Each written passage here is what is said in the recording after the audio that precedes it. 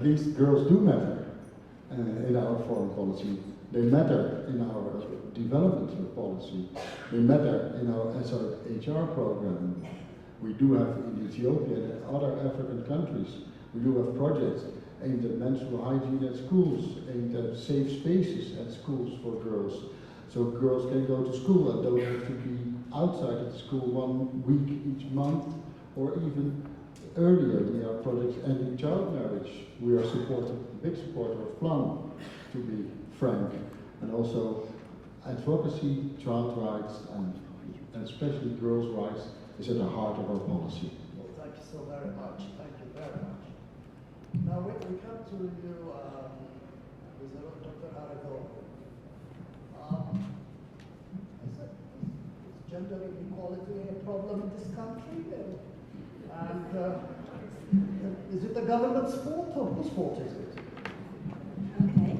Yeah, first of all, I would like to thank African Child Policy Forum for inviting Minister of Science and Higher Education.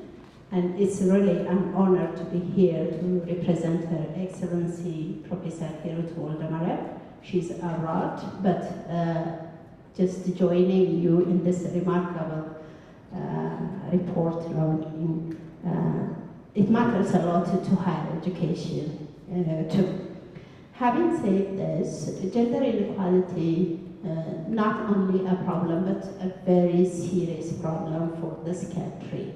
In fact, we have ratified almost all gender-related policies. We have developed and improved our policy frameworks just to promote gender equalities in the country.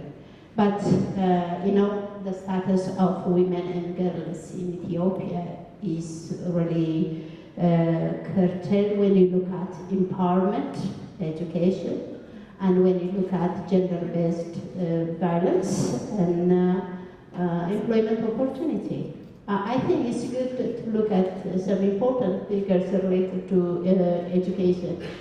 For example, if you look at 1 in every child get the chance to enroll to the secondary education.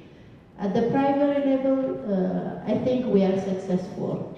But when it comes to the secondary education, I think most of our girl students drop out of schools for a number of reasons. And again, from these, only 10% of secondary school age students or girls, female students enroll in colleges and universities. And this is from Education Abstract Annual 2018, a recent figure, not too far. Again, if you look at the share of female prospective graduates in the previous year, we can find only 38%. And it's not only for the girl students. The disparity is also reflected with the female academics. We'll find only 80% of the academic staff are females. So it's very clear, it's not only this related to gender violence. The problem not only increasing, but it has become very severe from time to time. And this time we can see about 49% of Ethiopian women have been experiencing physical violence. And again, 59% of Ethiopian women have suffered from sexual violence. So it's really very frustrating. Even though we are taking a number of initiatives, still we have this problem related to opportunity for employment. Again, we have, when women are employed, obviously, to hold job extremely with poor pay, and 40% of Ethiopian women are, I think, employed with low-paying service sector, you know. So obviously the problem is very significant. Who's responsible is it? I think gender inequality is a socio-cultural as well as political problem. Both the society as well as the government are responsible for this. But in my view, the government should take the lion's share, and the government should be more responsible for that. And simply ratifying the conventions, developing and reviewing the policies might not be sufficient. We need to look more other ways of tackling the problem. Thank you. Thank you very much. I have another question for you. You're quite right.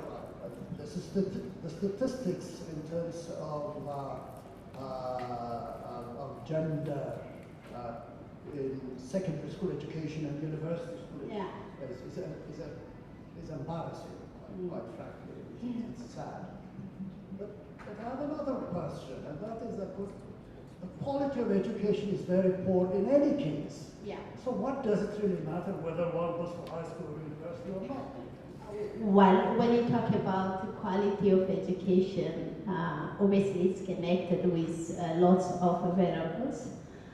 And one most important thing that having very quality curricula is very much important, the education system. And quality teachers should be there, and the infrastructure should be. And now we do have very beautiful policies related to education. You can look at the sector development programs. They are very much interesting. When we come to the implementation, we have lots of problems, as I mentioned earlier. We cannot think about quality education without quality teacher, and quality teachers cannot be found without very supporting working environment, incentives, and the likes. So they are interrelated problems, I think. Let me ask you one final question. Yeah. Now to bother you. Let's admit it, Dr. Haragoy, education has become political in this country. Obviously.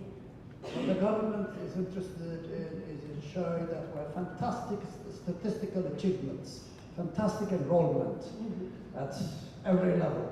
So many universities, let's say from the days of Haile Selassie where you had only 1 or 2 universities, now we have 100 universities. Yeah. How do you really see it? Yeah, we have about 8 universities in 2004. Now we've got 50 public universities. You're right. We have got a very significant expansion in the number of universities, but still we do have a problem with the quality of education offered in these universities. Obviously the government should work on it. How?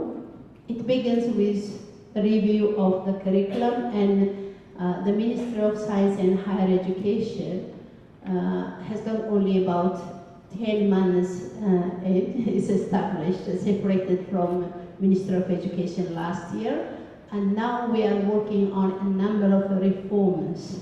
Among these reforms, thinking about the quality of education, we are trying to differentiate the universities in the area of specialization. So not only differentiating and reviewing the programs themselves, because unless we are able to produce competent graduates, it has no any advantage just to have a number of graduates every year, so it doesn't make any sense to the development of the country. So we are working on that, and one of the aspects is that just considering the gender perspective in higher education. Yeah. That's fantastic. That's fantastic. Professor Julia Smith-Nielsen. Julia, now you don't want to treat us like your students, okay? In other words, you should speak to us in a very plain language. No academic problem. Tell me, Julia, what do you think are the most important challenges that we should address in terms of legal reform and access to justice for girls in Africa? Thank you. I think, as is probably well known, there's been some progress in drafting gender-neutral children's laws, laws relating to gender-based violence, improved trafficking legislation. Some places have got revised family law codes which are more gender-neutral. But clearly there needs to be a complete audit. And secondly, the laws need to be implemented. They need to be implemented not only in the capital city, they need to be implemented in the regions, in the counties, in the provinces, and in the deep rural areas too. Where laws provide for implementing provisions, which in academia we call regulations, to say exactly how things must happen, who must respond, by when, we find that oftentimes the children's law is developed and the regulations are not there. They remain to be written. So the law is not going to be effective because it's not clear who must do what. And then when the law set up specialized services and structures and institutions to respond to allegations of, for instance, violence, there has been some progress. We have in many countries specialized family and child units in the police. We have some specialized units responding to reports of sexual violence, taking the necessary medical information and so forth. But again, it's not everywhere, it's not sustained. They are often vulnerable to funding cuts, they're vulnerable to changes in policies, and so we make very halting progress. Wow, but you have opened the Pandora's box, haven't you? At the moment you talk about implementation and enforcement, that's a huge, huge challenge almost throughout Africa, isn't it? It is. It's got a number of facets to it, as you at the African Child Policy Forum know very well, because of the reports that you have produced in the past on African child well-being, where you've been looking at this. And it depends on political will. It depends on consistency in policies, not just flip-flopping from this thing to the next between different governments and different regimes. It depends on training, and more training, and more training, and on sustaining the capacity of the sectors, whether it's education, whether it's medical, whether it's law enforcement, sustaining their capacity to carry the project forward. I was interested in my colleague's mention of 60 years. It seems, from where I sit, I've been working in this field for 30 years, it seems that we might need a bit more than 60 years to make the kind of sustained progress that you can actually talk about a whole country instead of just a project or a few instances of specialization. Thank you, Julia.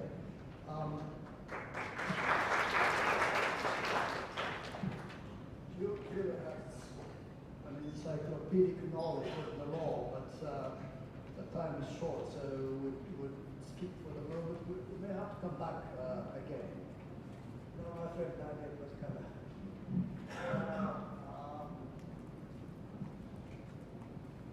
You worked for director of the Africa program of Human Rights Watch, and you worked for Amnesty, so you know the human rights landscape in Africa as well as anybody else could possibly do. What do you think? Why is that? We're some 60, 70 years after colonialism and after the arrival of the political kingdom. Why is it that we are where we are in terms of human rights? Thank you, Asafa, and let me first congratulate both ACPF and Plan International on the launch of your report. And I'm also pleased to note that there is a specific case study on Ethiopia. And I look forward to working with both Plan and ACPF, as Ambridge was saying, to break it down into actionable points and work towards the reform of relevant laws and policies in Ethiopia. And coming to your question, the human rights challenge in Africa is pretty complicated and compounded by a lot of social, political, and economic factors. But I think, while we do recognize the impact of the social and economic factors contributing to the human rights crisis in Africa, I think largely the human rights crisis in Africa is a product of the political crisis in Africa. Africa has not been able to fix its political problems, particularly the internal governance systems and the resolution of internal political issues and the governance issues has been a subject of controversy for many, many years, despite coming out of the colonial time, as you noted, Asafa. So I guess, the failure to resolve the political issues and the political disputes has led into violent conflicts, and the violent conflicts in the context in which perhaps the most severe human rights abuses happen in the context of violent conflict, from large number of killings to huge number of displacement, to the political crisis-led abuses and violations in the country are largely a product of the political crisis in Africa. Thank you very much. Thank you very much. But I have one other question for you. It may be a bit too sensitive for you, Dr. Daniel, but I think it has to be asked. You have this wealth, you are a prisoner yourself. You had this wealth of experience at Human Rights Watch and Amnesty. Now you come to this country where everything is topsy-turvy.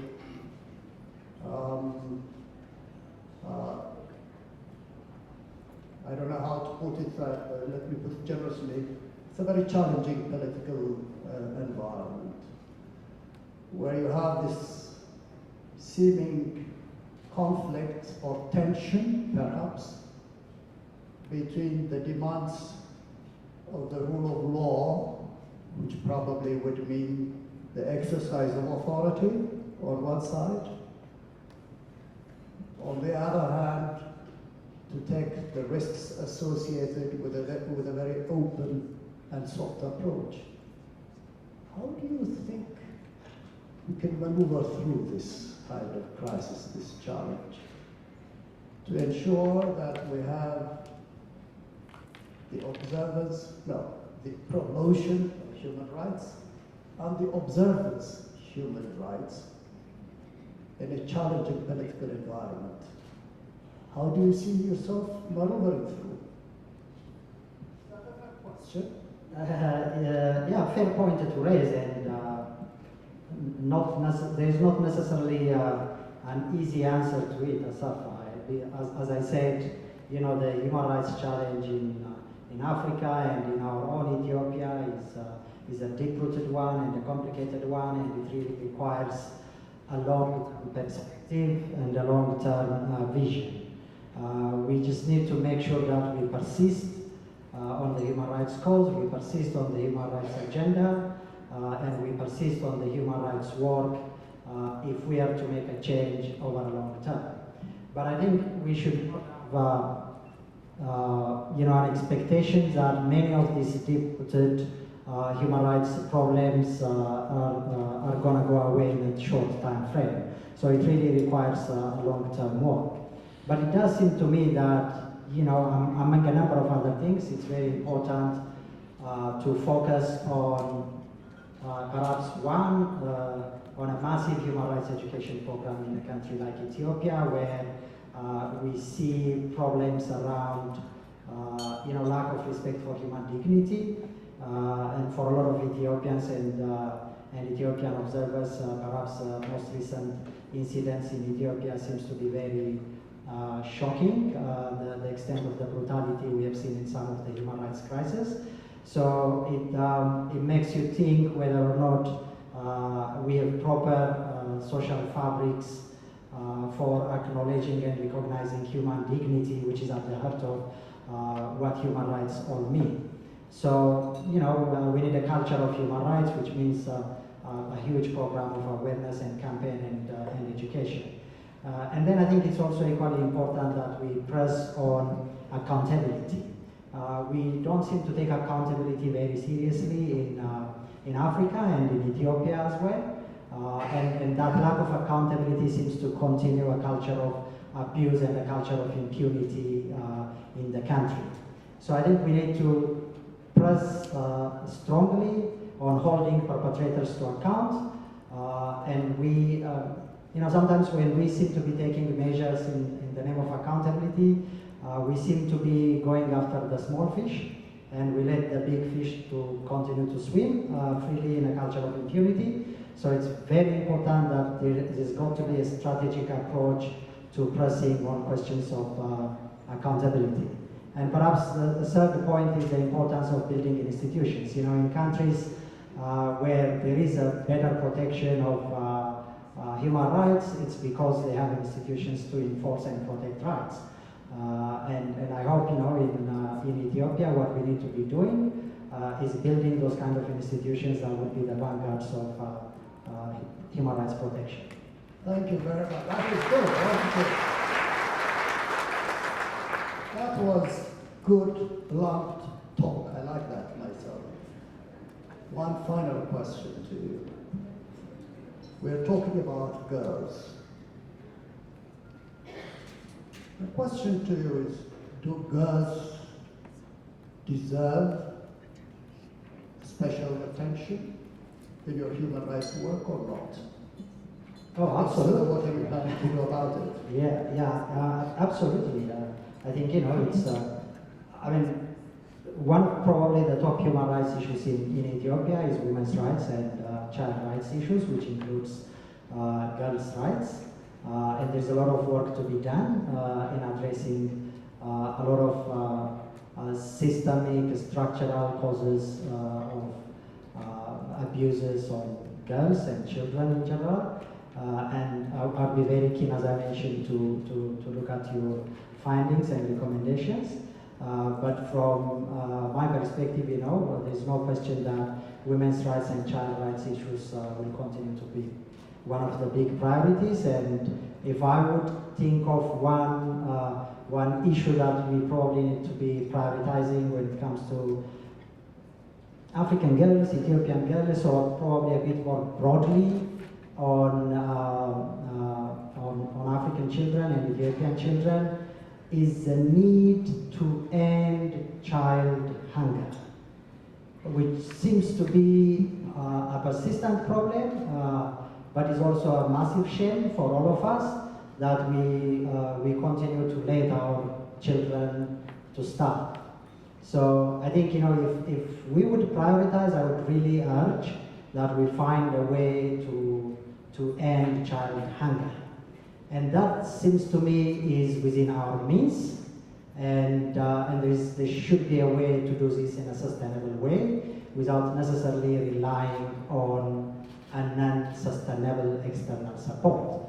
And if I may, Asafa, allow me to suggest one idea which I think we should be doing maybe in Ethiopia, but not only in Ethiopia, but maybe across Africa as well, as a way of finding a solution to something some of the issues that your own center has been working on about a school feeding program. If we needed to respond a way of ending child hunger, one example of it seems to be is really implementing a genuine, dedicated, committed school feeding program. And the way I think about it, the school feeding program is in our means. If we simply take the lottery money in Africa, the lottery money seems to me is a money that should not belong in the coffers of government. The lottery money in Africa can definitely sustain and feed children in school. So, I mean, if we can do something like an Africa-wide advocacy campaign to take lottery money from government, to use it to finance a school feeding program, and if we can start that campaign from Ethiopia, and we can take lottery money, like if we use it for such a social cause, I see a potential we can double it and triple it, and can be a sustainable source to fund kids going to school who should not be hungry. So I think that I would really like to take that as an advocacy challenge for groups working on this issue. That maybe it can also be a continent-wide advocacy campaign. Lottery Letamari.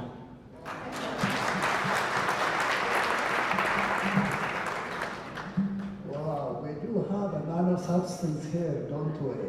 I think he deserves an applause again. Thank you very much, Dr. Daniel Bavera. My good friend, Yetna Prash. I need hardly say that you are someone who is the perfect example of man or woman prevailing on circumstances in many, many ways. You come from an exceptionally impressive and challenging background. Would you be able to tell us what it means to be a woman in Ethiopia? Thank you, and I think that's not an easy question, right? So I would also like to start by congratulating both PLAN and ACPF for this amazing report, which I am proud to say that it also contains elements on inclusion. So I'm so proud to say that both ACPF and PLAN do share the inclusive channel, the inclusive path. So I think it's a perfect marriage of partnership. To be fair to this question, I think to be a woman in Ethiopia would have different faces, because Ethiopian women are quite different, resilient, and challenged in a number of ways. And I love the topic getting girls equal, because being a girl is something that I have been once upon a time, and I wish if I can be again. And it's something that the majority of my house is. I've got 3 girls who at one point will be 10 women. So getting girls equal is so sounding. So being a woman in Ethiopia would give you a number of opportunities and challenges. However, it's also important to understand that there is a huge point of intersectionality in being a woman in Ethiopia. Ethiopian women are rural women. Ethiopian women are pastoralist women. Ethiopian women are saving women. Ethiopian women are internally displaced women, especially at this point in time. So being Ethiopian women is of course an opportunity, and in the meantime a challenge. But something very important I want to highlight is the fact that there are a number of intersectionality between being a woman, being a poor woman, being a woman or a girl with a disability, being a girl or a woman with HIV/AIDS, or whatever sorts of layer we put it. The intersectionality is something very vibrant that we cannot avoid to continue ignoring. Thank you. Thank you very much. So, basically what you're saying is that we should look at women in context. We have to look at the context within which they exist. But let me ask you one other question. You have thought about many of these issues in various capacities. You know, you were the executive director of the Ethiopian Center on Disability and Development. I've been working in international NGOs. And now you're working with the Peace Commission. But let me just give you this opportunity that you have a magic wand. If you had that magic wand, what would be the one or two things that you would do to change the conditions of girls in Ethiopia?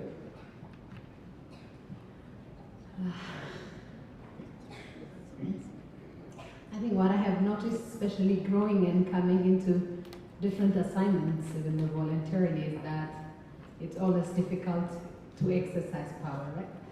Especially recently. So the magic wand that I would do to change the condition of girls in Ethiopia is definitely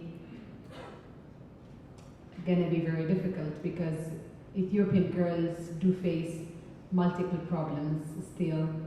And I was witnessing just last week a girl was raped and killed here in Addis, around Yeka Mikhail area. And we're all quiet about it. And I happened to be also in South Africa when that girl who was raped and killed by the post office, just behind the post office, by the post office guy, all the women were out. So I feel like my Ethiopia is a country that you're not allowed even to cry while somebody pinches you. So I feel heavy hurt about the silence that we are entertaining in this country when it comes into girls' issue. And of course, most of you know about the Ethiopian Airlines hostess who had entertained the same, who passed away the same way, being raped and killed here in Addis, not anywhere else. So, like in South Africa, women were really, really vibrant.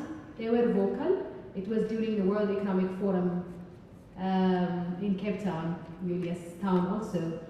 And women were out. They didn't seek any permission to cry. But I spoke to some women activists and lead women organizations, because it's difficult to lead those kind of activisms when you are a reconciliation commissioner. So I asked them, and then they told me, well, we had to ask permission, and the government is not happy that we can do this kind of things. So I would think the fact that we are very quiet about things and we are very submissive about things is that we don't have the right equipment. We're not equipped enough to say no to things that we say no for. So I would give the no 101, which is education, quality, and inclusive education. Thank you. Thank you very, very much for your collaboration. Now, we have had this first round of discussions.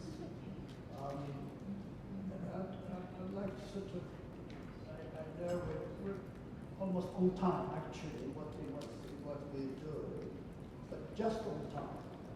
I'd like to sort of take a few minutes, and I'd like to do it in two ways. I'd like to give the panel another chance to share with us the final reflection on the issue and on what has been said. But before that, I'd like to give an opportunity for members of the audience to ask, to raise questions, either of a general nature on the issue itself, or a question to the panelists on what they may have said. Shall we do it that way? And then maybe finally I'll ask the panelists to say this. Are there any questions you would like to pose to our panelists or to share with us for the group as well? So there are two here. What I'll do is that I'll first take questions from this side, and then I'll come to the other side, and then I'll come to this side. Sir, please. It would be very good. Let's get up. Sir, would you all be good enough to tell us who you are, which organization you come from, and then you go ahead, please. Thank you, sir, please. Thank you very much, Director of Ceremonies. You've handled the program very well. Emmanuel Mwamba, I am Zambia's ambassador to Ethiopia and permanent representative to the African Union.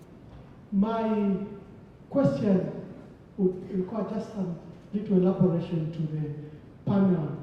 First of all, congratulations for the wonderful report. I think it's comprehensive. I've had an opportunity just to quickly go through it, and it gives proper insights and gives me an opportunity to speak to the issues. We are all coming from Nairobi. I don't know if you people are in Nairobi. There are two issues that nearly derailed the meeting, and I see they are reflected here. Number one was the proposal to these immense challenges, which we all agree, whether it is whether it's child marriages, whether it's high adolescent pregnancy rates, whether it is the sexual abuse of children, which we all agree is a crisis in Africa. But it is the solutions that have been provided that in fact became a matter of contention, and I'll speak to the two of them. Number one, sexual and reproductive health and rights, and it is in this document. I have highlighted it. The concern is we are talking about children who are below the age of 18 and below the age of 21. And when you apportion this so-called sexual and reproductive health as rights, they raise a lot of controversies. For example, can you give girls contraceptives? Will you afford girls abortion services? Which these rights are proposing, and which then has alarmed, for example, Africa, even us at the African Union. It offends our cultures, our values, and then in our various states, the legal environments do not allow this. Your report is trying to address the issues of girls. They should not get married below the age of 18. They should not have sex. They should not have pregnancies below the age of 18. Yet, on the solutions, we are providing these issues. The second solution to this crisis is the comprehensive sexuality education. A lot of people have looked at this curriculum. I've looked at even the one in Ethiopia. I've looked at the one in my country. They are extremely graphic, probably not age appropriate. They introduce alien concepts like gender identity. These two concepts, sexual and reproductive health and rights, and comprehensive sexuality education, both at the United Nations and the African Union, we have not settled to describe these two issues so that then we can roll them out as solutions. So your comments on that, thank you very much, and thank you for affording me an opportunity. Thank you very much, Ambassador. Thank you very much. There was, yes, at the back, over there. The gentleman behind, yeah. And then after this, I later.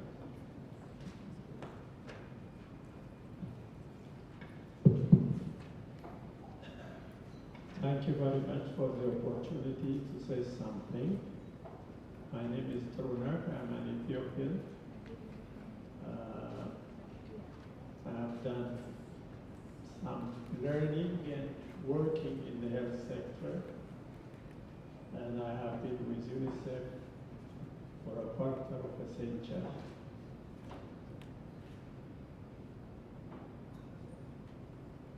If I have to, although I haven't read the whole report, focusing on the health sectors, I could say that sanitary issues for girls in schools, nutritional issues regarding access to food in a family setting. I'll tell you an Ethiopian bad saying, which says, "This is rich Marapawo Framna," meaning that saliva is as good as food, where it may not be just as well for boys. And such traditional sayings and beliefs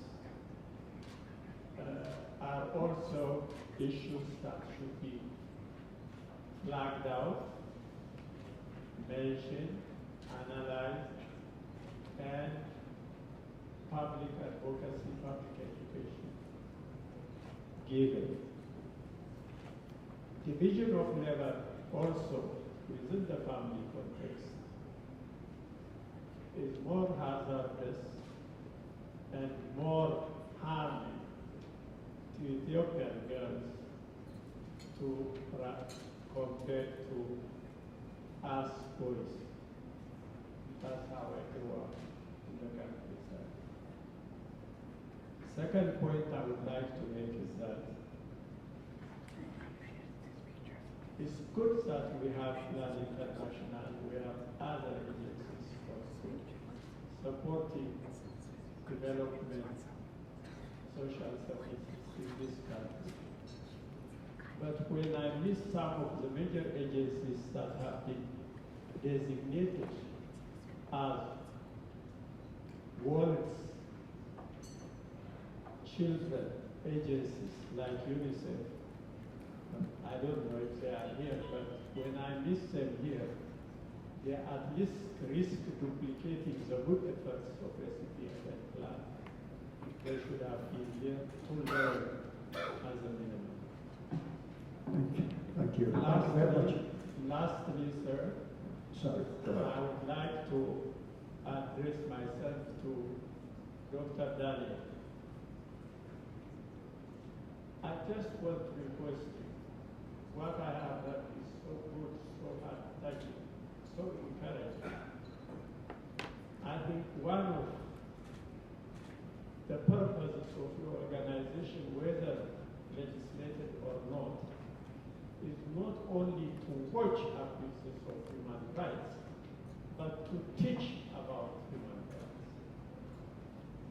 And you could first start by looking into the educational system of this country, especially primary and secondary, which is believed to be sowing the seeds of ethnic conflict in this country. Please do something about it. Thank you. Thank you. Thank you very much. Look, you want to say, sorry, Ambassador, you want to say something? Yeah. Or if it's possible, if time allows. Okay, I'll come to you. But if you don't mind, let me just give, I'll come back to you. Advocacy here, and then I saw a hand over there. Who was it? There was a hand over there.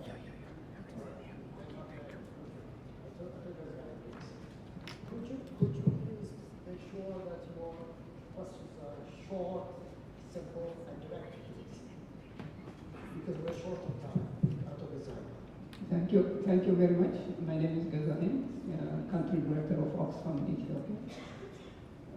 My question is very brief. First of all, I would like to really congratulate ACPF and Plan International for choosing the theme itself, the theme of the report. It's about law.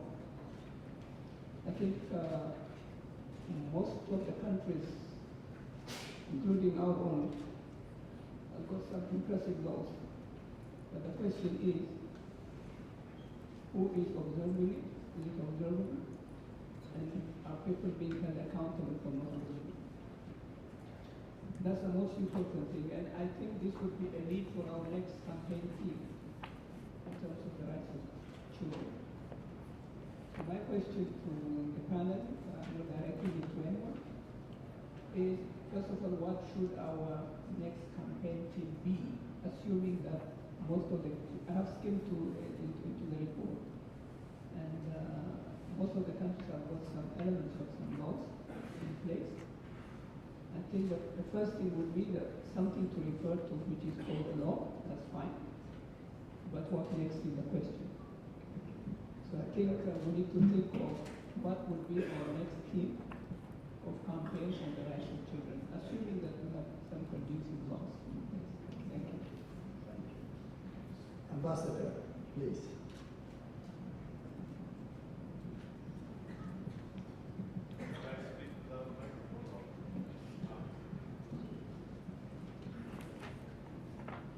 Thank you very much for allowing me this opportunity to speak in this important gathering. So before I even start, allow me to thank Ethiopia and Plan for convening this meeting and also launching of this important report. We know that society is influenced by gender norms. Sorry, I did not introduce myself. I'm so sorry for that. I'm David Pierre. I'm the ambassador of Seychelles to Ethiopia and the permanent representative of Seychelles to the African Union. You introduced yourself earlier as paradise on earth. I always tell people, if you haven't been to Seychelles, then you don't know what paradise is. So society is influenced by gender norms, which tell us what is appropriate for boys and for girls, or even for women and for men to do in society. But because of gender stereotypes, girls and women are often less valued and have lower status in society. Girls and women suffer the most of the negative impact of rigid gender norms and roles. They are more likely to experience restrictions of their freedom of mobility. They experience epidemic levels of violence and harassment across the globe and have fewer opportunities to choose how to live their lives. Now, we know that denying people the freedom to choose their path in life because of their gender prevents them from fulfilling their potential. So for me, those are the issues. Now, the solutions to those issues are very clear, in my view. And indeed, listening to what has been said here today tells me that I'm right. The solution is education, empowerment of girls, empowerment of women through quality education. Now, my question is, what is it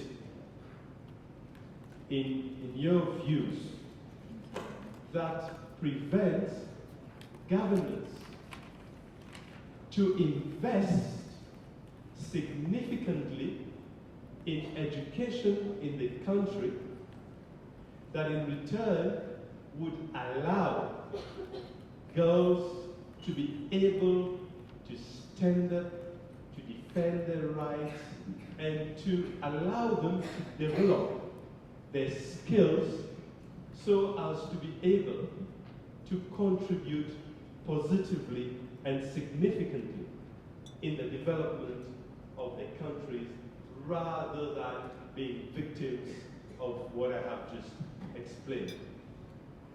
I cannot understand why our leaders today does not show the political will that will allow them to put in place all the mechanisms necessary for us to deal with those issues.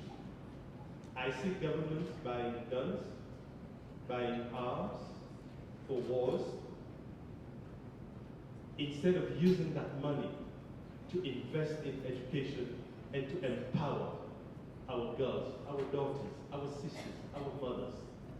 So this is my question. What is the problem here? Thank you. Thank you very much, Ambassador. I'll give a chance. That's a very good question. I'll give a chance to two questions, and because there are still other things that we need to do.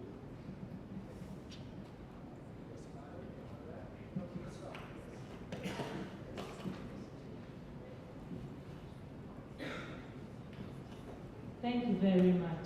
My name is Patricia Isao from Plan International Ghana. I'm the project lead for Women Voices and Leadership.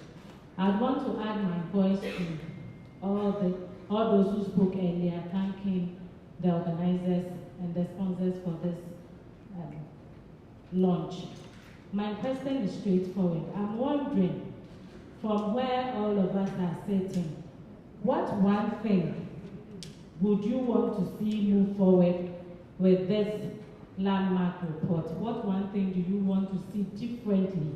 Because we've seen over the years that we've launched reports, we've done researches, and then they end up sitting on people's table and lying on shelves. As unique people here today, what in our own way do we want to see change? One thing. So if I can get like 2 or 3 people respond, one thing we want move forward with this particular report, and then we will take it from our individual and organizational perspective. Thank you very much. One final question from there. Oh, you disappeared. You raised your hand earlier. Okay, go ahead, please. You are the final speaker. Okay, thank you. I'm Azmarao from Save the Children. Yeah. Thank you very much. I'm Wasan from an organization called CHADET. It's an organization for child development and transformation. I am the Deputy Executive Director of the same organization. I have been in the education sector for a quarter of a century, and I recently joined the NGO sector. And my heartbeat pounds with education. And the themes raised from the speakers as well as from the audience very much revolves around education and education, because there is something great there. But after these much years of experience in teaching, after these much years of experiencing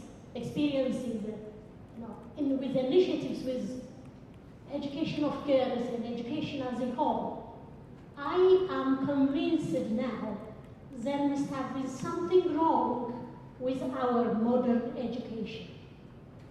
Because, it is the educated people of Africa, the educated people of Ethiopia, the educated elite who are not doing the right thing to their countries. Take the legal opinion given by Dr. Daniel.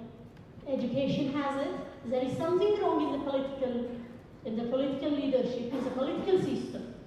And the political system has been run by educated elite, and the elite have got modern education. And I'm convinced that there is something wrong with our education. And one problem that I have identified is it is very much lifted up beyond our needs. It has no relevance. Quality education goes with relevance. It has not been relevant. At least I am a witness to the Ethiopian education system that it lacked relevance. It just has been imposed on us, hardly having nothing to do with our daily lives, with our customs, with our traditions, with our indigenous knowledge, with our indigenous legal justice, leadership, whatever you want, political, whatever you want, history and philosophy. It is very much detached from us. That is my view, my opinion to this respected audience. We have to go back in retrospect and examine our own education system so that education brings about social change. Thank you very much. It is not a question. I'm sorry, it's not a question. It's just a comment. That's all right, thank you. There was someone I interrupted. I was not being polite. I'm so sorry. Sorry? Okay, all right, go ahead. Okay, thank you. It's very short. Could you make it short, please? Yes. Thank you. I think I would like to really congratulate Plan and Agriculture for really producing such a comprehensive report. My question is, do laws matter? Yes, they matter. I mean, many African countries, including Ethiopia, have actually progressively improved their laws and policies and line with the international standards. But the most challenging thing is the implementation. And there are times even the law enforcing bodies actually even violate the rights of children, especially even girls. And that's, as Knebesh mentioned, basically, we do observe that in many of the cases, basically. So having laws and policies, good laws and policies may not be enough, but we should really establish and implement and make sure that those structures and mechanisms are actually implemented and then on the ground. That's a very important part. And then do communities actually know and then are aware of those laws and policies? So the implementation should be, done on the ground. So, and then, what's the government actually doing in terms of really supporting the implementation of laws and policies? This is a suggestion and also a reflection, basically. And then we need to make sure that communities actually understand and then know and then have the knowledge, skills, and attitudes to really implement that laws and policies in practice. That's very good. The most difficult thing is changing people's attitudes and behaviors in this world, basically. And also the other thing is that, we need to really empower the children, especially girls, and create children's agencies so that they can actually acquire knowledge, skills, and attitudes, and then be change agents as well. So I think as Dr. Daniel mentioned, basically, and rigorous, continuous, and human rights education is very important. So what are actually the existing plans and programs that the Human Rights Commission is actually intending to implement in the future, so that can play its own role in terms of really just promote awareness and understanding about human rights, and then support the change process as well. Thank you, Idris. Thank you very much. Thank you very much. I'll have to stop there. There is really somebody who has been quiet and whose voice we should hear, and that is Dr. Violet Odala, who coordinated this whole operation and is the principal author of this report. Now, Violet, in a way I have been unfair to you because I give the others the opportunity, but then as the host organization we should be respectful and polite, and that's why we wanted to give our friends a lot more time than we would otherwise. But would you like to share with us, having heard the various interventions here and having worked on the report, could you sort of share with us very succinctly, if you may, your observations and your thoughts on girls and the law in Africa? Thank you so much, Dr. Sefa, and thank you, distinguished panelists, and all those who have asked questions this afternoon. Indeed, this is a report that we have done in collaboration with Plan, looking seriously at the law and how it treats girls in Africa. And the questions that have been asked, most of the responses you can find in the report, but I would like to highlight a few things that stand out as key challenges that we're still facing in Africa when it comes to girls and the law. And I will respond in a visual way by putting up a few slides up here so that we can appreciate the nature of the challenges. I promise I will not take up much of your time. And the first thing I want to say is that we are 30 years since the adoption of the Convention on the Rights of the Child, and next year it will be 30 years since we adopted the African Charter on the Rights and Welfare of the Child. And indeed it has been raised here that we have very good laws that have been developed, policies that have been developed. Yes, we can say yes to that, but the challenge is when you look at the laws in general or on the face of it, they look like they have no discriminatory impact. But when you begin to analyze and look deeply into how those laws affect every child as an individual, that means a girl as a girl, a boy as a boy. But even when you're looking at girls, a girl, is it a girl with disability or is it our sister Integration reflected on here that there are multiple intersectionalities, multiple levels of intersectionalities on the issues that affect girls. So even when we're talking about girls, it's not just looking at the girl as on the face of it, but the particular vulnerabilities that that kind of girl faces. So the first thing is we have discriminatory laws. The laws are there, yes. They may be gender neutral on the face of it, but discriminatory when you begin to look at their impact on various groups of girls or children, rather. And then the issue of, or rather, let me give examples of how the law discriminates against girls. If you look at access to education, the issue of education, we've talked about it a lot this afternoon. We have indeed so many countries, almost 47 in Africa, which have adopted free and compulsory education policies.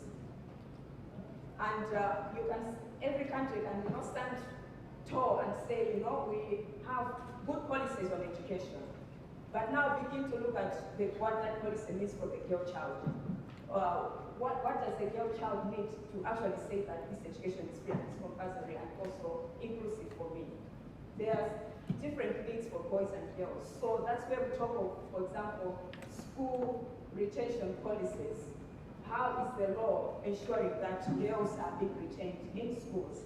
And when a girl falls pregnant, is the law providing for mechanisms for making sure that that girl really goes back to school and retains? And that's where now we have the challenge in Africa, that we have good laws that seem gender neutral on the face of it, but in practice and when broken down to the individual girl, they are gender discriminatory.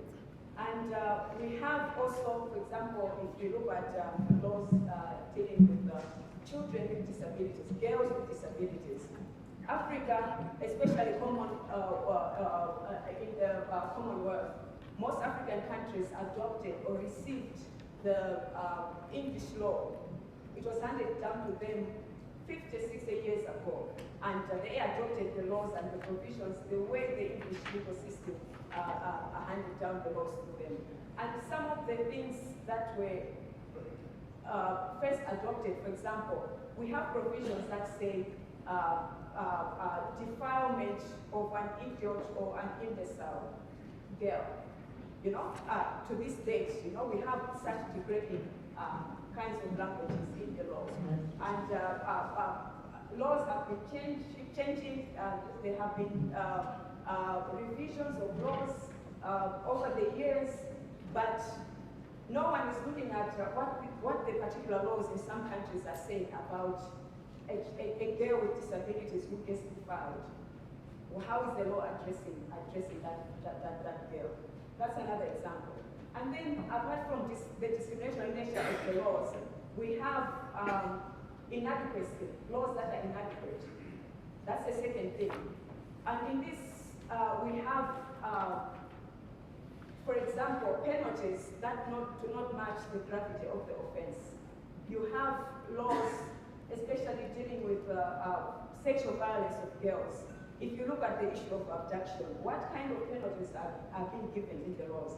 And you find that in some cases, some countries just provide penalties as a misdemeanor, which is like a lesser offense, punishable by maybe a maximum prison sentence of 3 years, or if it's a mandatory, say fine, it's the value that was adopted 50, 60 years ago, which with depreciation of currencies over the years, this year it means nothing. When you translate, for example, in some countries, it's equivalent for defilement, you pay an equivalent of, let's say, $30 US. You know?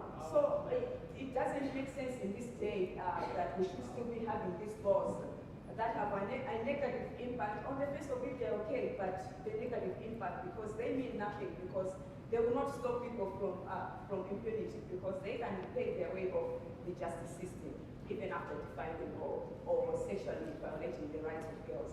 And then the last thing that I would like to highlight is the role of the courts. The courts are our judicial officers. We live in systems of plural legal systems. We have the formal legal system, we have the customary justice system, but also the religious justice system. So these are the systems that, you know, Africa is built on. You know, our Africa is built on 3 different kinds of justice systems, and these systems coexist. And in some cases, there are contradictory approaches to justice, especially when it comes to the issues of girls, which in the customary justice system, girls are looked at differently, and the formal justice may look at them differently.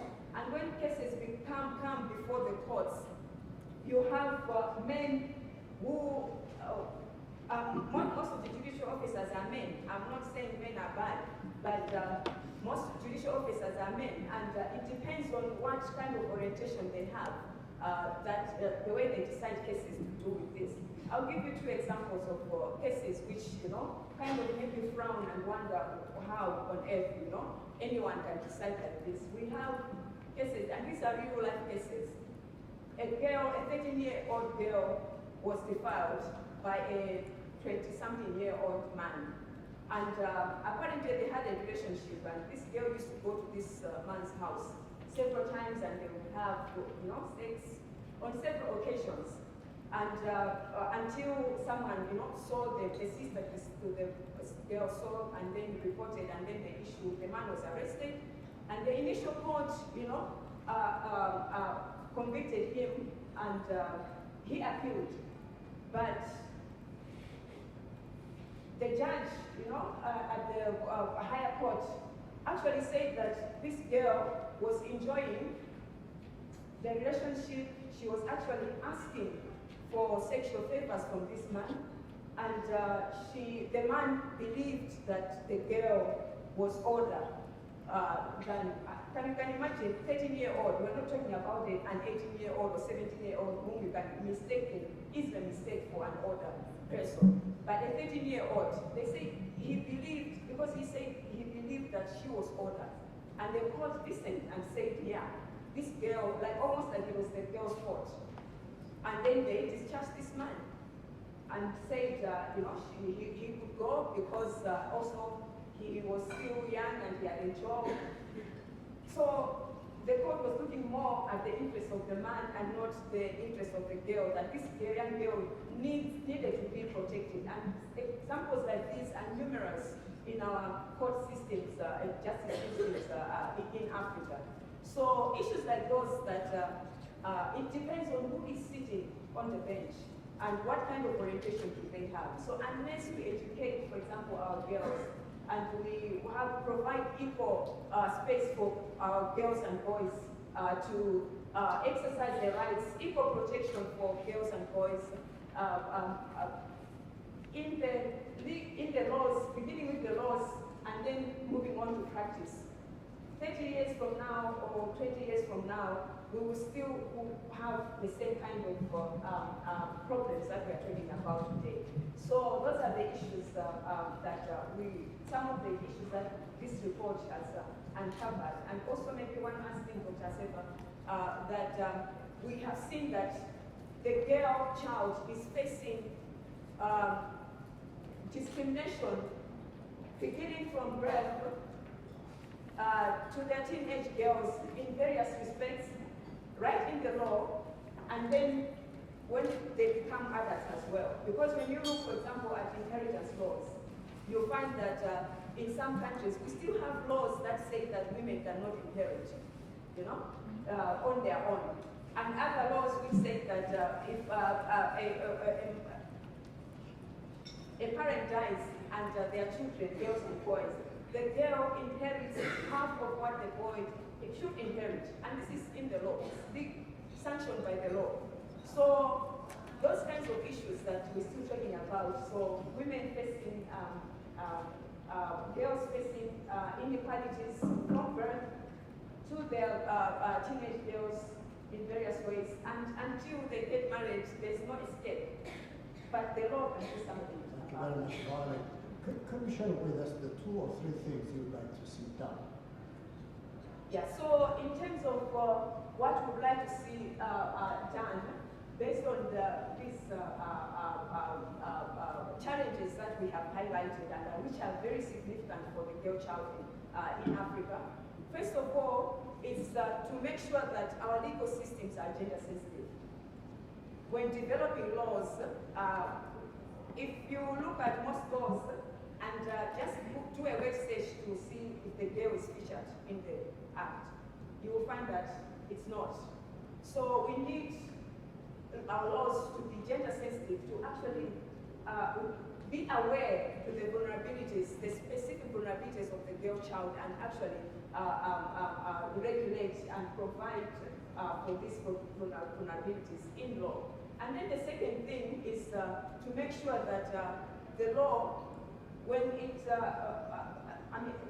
for violations of rights of children, and specifically for girls, there are stringent penalties, because the penalties in some cases are not enough, are not adequate enough to actually deter perpetrators from committing their offenses. So that's the second thing. And then the third thing is ensuring that we have a judicial system that is accountable.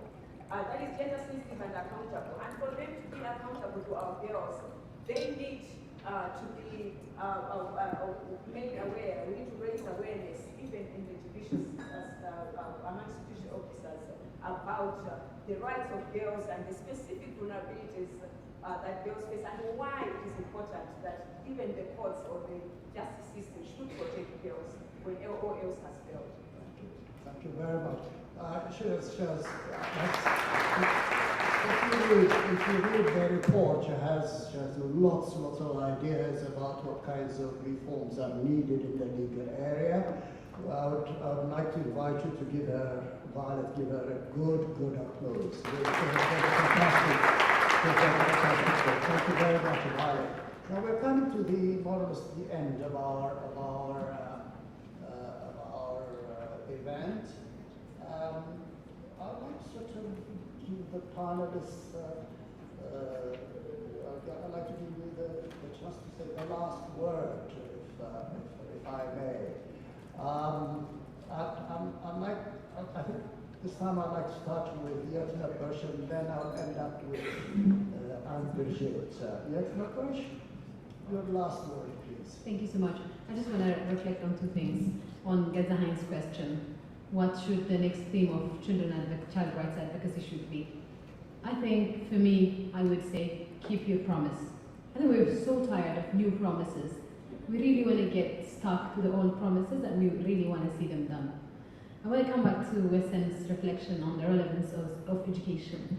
I do feel that it's not about simply educating, but it's about what we are educating. Because in the past decades here in Ethiopia, I was talking with my cousin who lives in another region, and what she has learned completely is different from what I have learned. So the what matters. On the last piece of investing in education, Ambassador, the Seychelles, the Paradise Ambassador, I just really feel the same, and I would invite you to see the research that my organization, Light for the World, has done investing in education. And that's true, they don't want to invest in education. I didn't do any research, but our research shows that it's, especially for inclusive education, investment is quite low in Africa. I would assume that part of the reason is that like children with disabilities, in particular girls with disabilities, are presumed to be less worthy teaching. However, I do feel, I have a gut feeling that most of our leaders who are in power today did not come through the path of education. They have come through the path of guns. So somebody pays more for something that he or she has exercised or witnessed, tasted. So had they tasted education, I think they would know the price. Thank you so much. Thank you so much.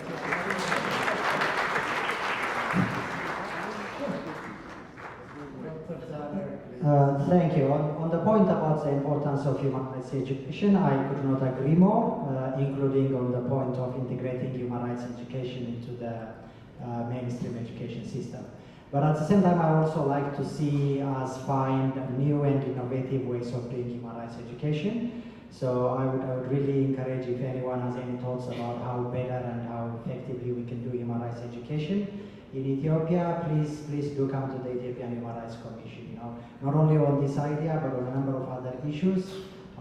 If there are some thoughts on how we could do better on a lot of issues, please do come to the commission, and I look forward to working with anyone interested to work on these issues. I think I felt the same way on the issue on Ghazani's point about the team. I felt the same way, like, you know, Ghazani, I see your point about the importance of having a team to galvanize our work, but I also get concerned about jumping from one team to another team before we achieve what we set out to achieve with the various teams. And I wish this is also a way of focusing at the goals achieved in the teams. And in my view, like I said, you know, I wish we achieve the goal of ending child hunger, and I wish we find a way of sustainably funding a school feeding program before we move to other teams. And we have Dutch friends here. In Netherlands, they have this lottery program called the postcode lottery, which is a very fascinating way of lottery system. And they raise tons of money every year. And the Dutch use that money they raise from the lottery to fund projects in Africa, Asia, all over the world, you know. They fund development projects with the lottery money they raised in Netherlands. And we have the postcode lottery money in other places. But the one in Dutch is also one of the big ones. And it just breaks my heart that the Europeans use the lottery money to fund projects in our countries, and we have African governments that use gambling to raise money and feed government coffers. So if you really want a team, I want us to work on a team of like lottery money for school feeding, for such a social cause, you know. And this is a money we have to take from government to use for social causes, as opposed to being a money that should go into government coffers. So if, at the risk of repeating myself, if anyone is interested on working this issue and joining me hands, I really want to speak with you because I think this is something within our means and should be able to achieve it before we even begin to move to other teams. There was something else I wanted to say, but it escaped my mind as I pass, so I'll pass it. Thank you very much. Thank you so much. Thank you so much. Thank you very much. Thank you. I think what I learned out of working on this project was that even when the law looks as if it's sort of equal, that there are people who drop off and that girls are particularly affected. And it is not something that happens when they are very young necessarily, but as we get to the indicators at the end of their childhood, at 18, we can see the disparity has grown and grown and grown. And we did follow the idea or the approach of intersectionality looking at who is likely to be left behind, that was raised by Yetna Bush. I want to the intervention by the Ambassador for the Seychelles, who talked about education and empowerment. And I want to mention something else which nobody has talked about today, and that is patriarchy. I don't want to talk about custom and tradition. We find patriarchy everywhere. We find it in the leafy suburbs, in the wealthy suburbs of Johannesburg and Cape Town and Nairobi, as much as we find it in the rural areas and in the villages.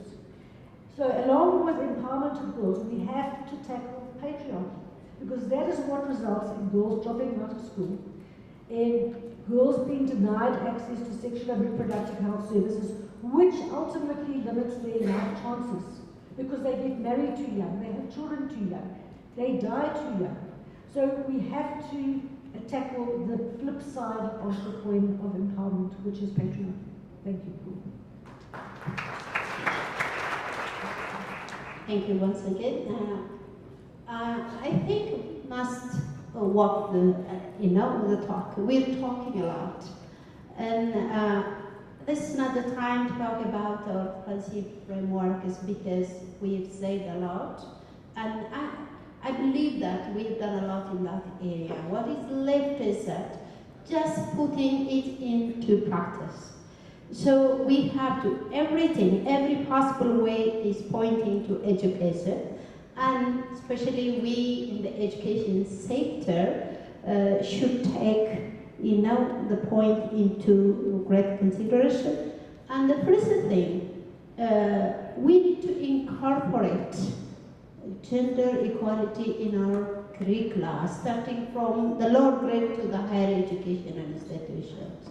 And again, we have to work to create safe and comfortable, suitable environment, education environment for the girls, for the children, if we want to have a real, gender equality in this sphere. Thank you very much. Thank you. Before going to this panel, I asked to some woman what I should say and what should be done in the situation in Ethiopia. And one of the answers was also educate the men that harass the women and discriminate against women. And I agree completely with Professor Julia at saying patriotism, but also the man. And in this room, we see some girls, and I hope in the future we also see boys at this kind of panels, because I guess it's not a girls' problem, it's a problem of boys and girls together. Thank you. Yes, thank you very much. Amy, I want to keep you to say the last word. I understand that there are children who would like to pose some questions. So in a way, maybe you will also be able to respond to those questions. Who was it, Sarah? Who is it who wanted to ask?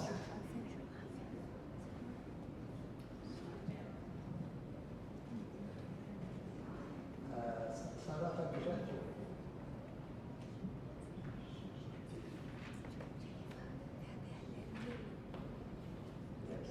go ahead. Is there somebody helping them, please? Yes, thank you.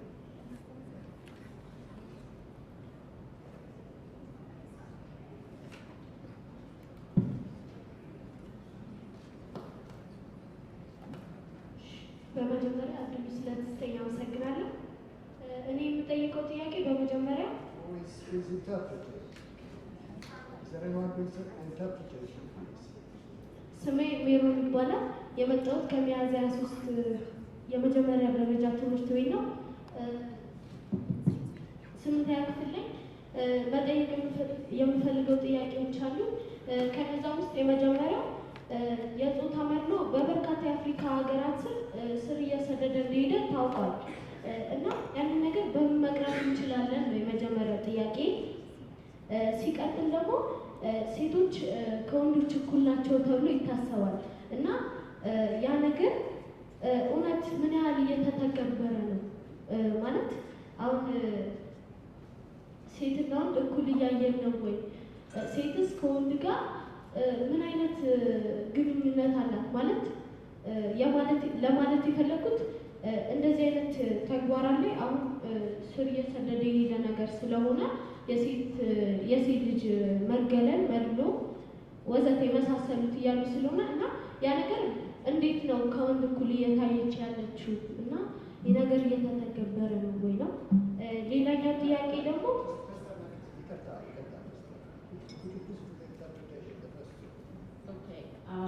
my name is Meron, I'm 14 and I come from Miazia 23 school and I'm a grade 8 student. My first question is how can we address, we hear a lot about gender discrimination and how can we address gender discrimination in Africa? And the second question is, we think girls and boys are equal and we always say that girls and boys are equal, but how practical is this? How are we really living up to the assertions that we made? And she said, I think this is not something that I think is improving and what's really going on and how can we make a progress? And I think she has a third question. Could you tell her to sort of reduce the questions to one or two more because of shortage of time? ሌላኛው ጥያቄ የአፍሪካ ሴቶች ህፃናት ከወንድ ያነሱ ተደርገው ይታሰባሉ። የሆነ ደግሞ የአፍሪካ ህፃናት ራሳቸውን በእውቀት ለማብቃትና እጣ ፈንታቸውን በራሳቸው ለመወሰን የቀረቡላቸው መልካም እድሎች በከፍተኛ መጠን የተመናመኑ ናቸው እና ያ ላይ ምን ይሆናል? ያንን እድል በምን ማስፋት እንችላለን? አመሰግናለሁ።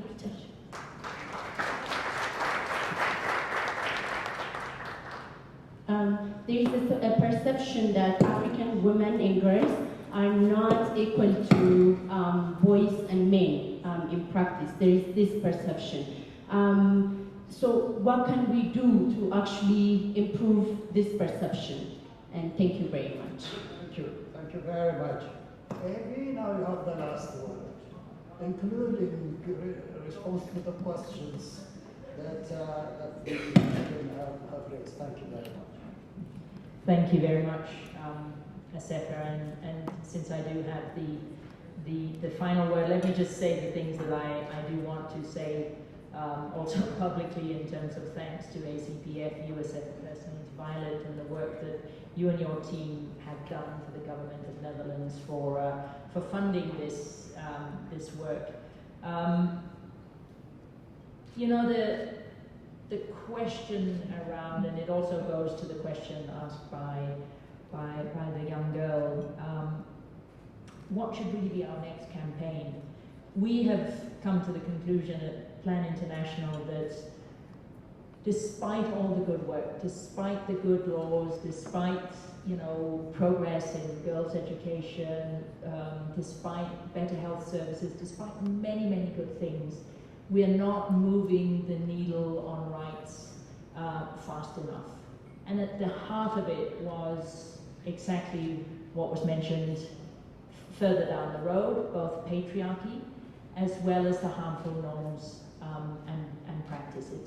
So the only campaign that matters for us right now is to make sure that in every corner, not just of Africa, but all over the world, the girl child is equally seen, heard, and valued from birth, in her family, in school, in communities, in the workplace, everywhere.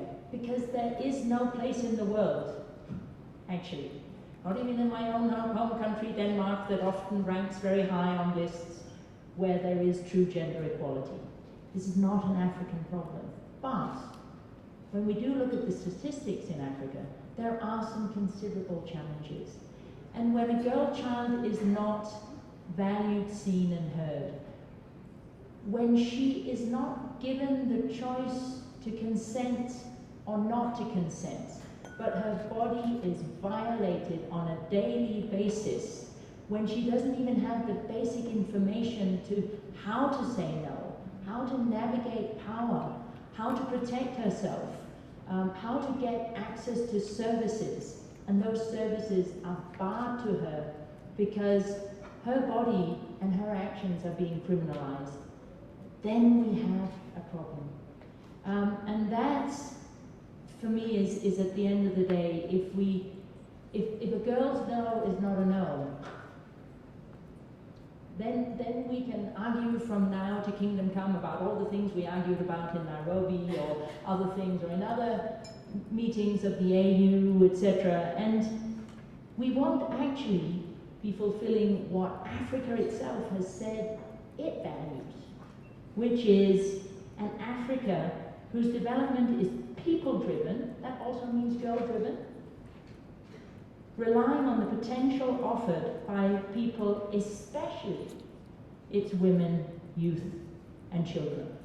That is what Africa itself has said that it values. And so let's make sure that at every time, yes, we should fix these discriminatory laws that this report says, and yes, we should drive their implementation. But the only way to get real traction is to put the girl's child at the center. And I want to therefore also finish with sort of a formal sort of launch and explanation also of the title, Getting Girls Equal. Because also Plan International's global campaign, Girls Get Equal, is all about making sure that every girl is equally seen, heard and valued, because that is the heart of everything that is missing in terms of gender equality on all continents. Thank you, Assefa. Thank you. Thank you very much, Eddie. That's fantastic and critical, very interesting. Sam, can you please come? Sam Olga, please. It's now your turn to do what you need to do, which is really, this is the final event.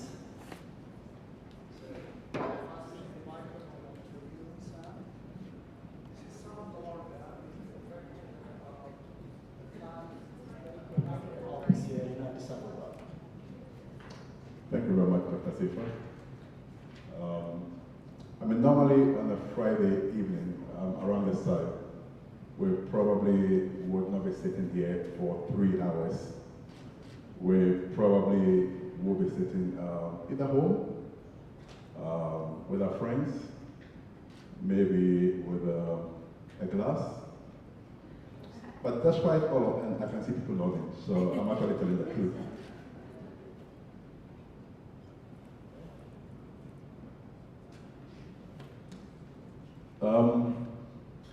So, Excellencies, distinguished panelists, our friends, I can see many of them here.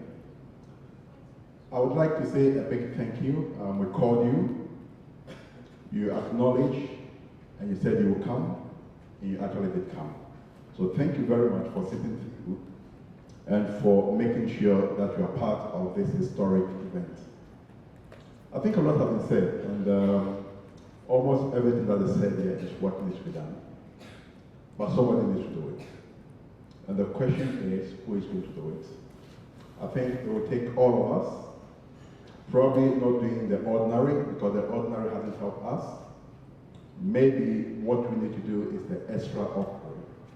And the extraordinary can be done by the extraordinary people who deferred a Friday afternoon, the traffic, everything else, to be here.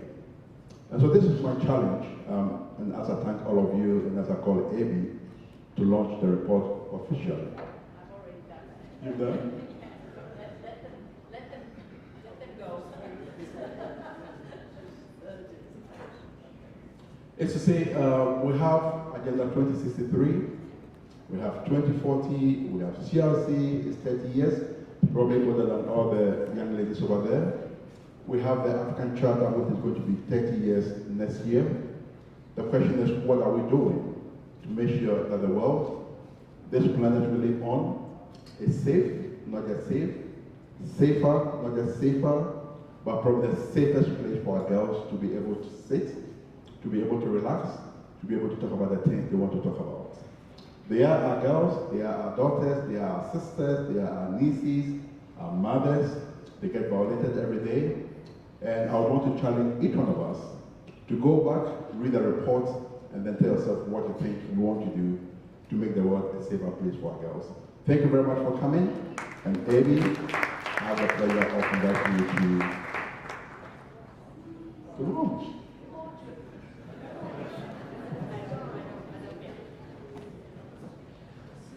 Okay, I've been asked to launch the report. The report is launched.